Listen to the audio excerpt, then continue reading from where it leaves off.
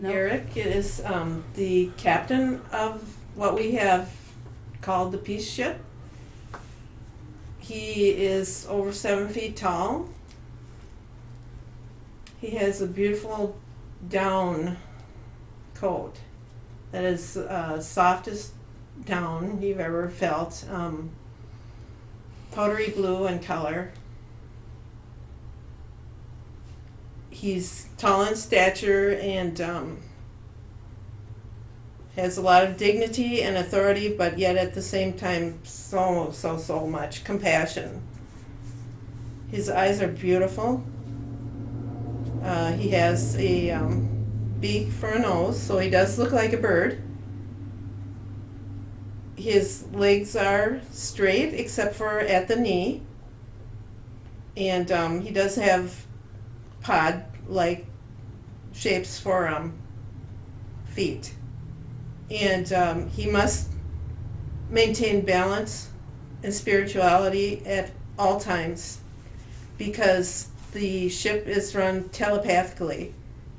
And he is the person that can override all systems on the ship. Just to understand how important it is to be balanced, is he couldn't run the ship if he wasn't balanced. And if he should lose that balance, he could be out of being a captain.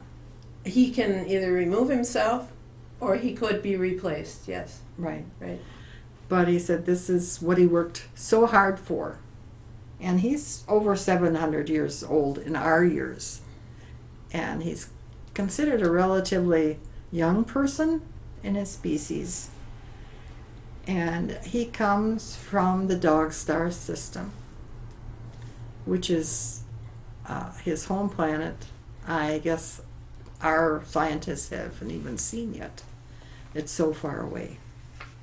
What's so interesting is that ship that he's on and has been here for over 76 years, just trying to keep an eye on the planet. And we should really try to understand them because they are so different than the other aliens that you hear so much about. If you were in their presence, you would feel the difference. I mean, humor, compassion, understanding. He said that when dignitaries come to the ship, they are so different, and he has to greet them in the fashion that they are used to. And he said sometimes it's get tiring, but he wouldn't trade that job for anything else in the world.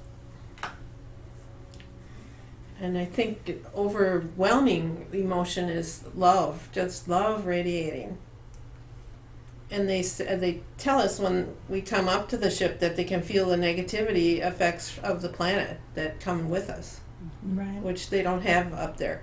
And many of the aliens that we talked to, we've talked to a lot of different ones. They have all said that if they come to the planet, they have to lower their vibration in order to come to the planet, so they can't stay here for any length of time. Which means if we go to the ship, we have a hard time up there. Because we don't vibrate as fast as they do. And I think it's interesting that they say they lower their vibration when a lot of people say they go to a different dimension. To a higher dimension. And they don't talk about dimensions. They talk about vibrations. So that is one of the things I find very different. And I think the fact that they've been observing Earth since 1932 shows they already could foresee World War II.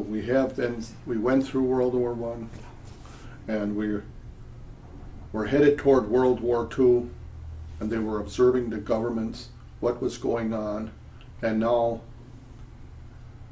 they warned us after we won World War II. They tried to get in touch with Eisenhower and say, here we will help your planet, but our planet was interested only in more war technology. Military. They wanted military strength. Yeah. Or they wanted freeze something. And they were willing to trade for it. Yeah. And nuclear weaponry. We were Which warned they- against that. Yeah, which they said is very, very bad. And you can't pick up the paper today when they say so many governments are close to nuclear bombs, and I sometimes wonder if they don't already have them, at least the material to make them. So, but they don't always talk negative. No. They always say, but it can all change. And if each individual just changed a little bit, we could stop all this negativity that's going on. They give every person is significant to them. Every person can make a difference, can make a change that would affect the way the world is. But here's one thing that I just remember from Eric. He was in a room where Jesus was speaking, and he goes, that man, whenever he speaks, it's like he's speaking directly to you. And the way he said that was in such awe of Jesus, such reverence. It was just amazing to hear. And another thing is, whenever this is all over, he will have a dance. We get to dance with him. I'm like, I cannot wait to put my head in that downy Well, fur. And he told us too, once the planet heals after a time, he will walk the planet with those who have completed the mission successfully, so that we can see the restoration of the planet. How it was meant to be. You know, he and others have said every little prayer helps. So we don't have to know all the big terms they use in churches, but just speak from the heart. Lord, help us.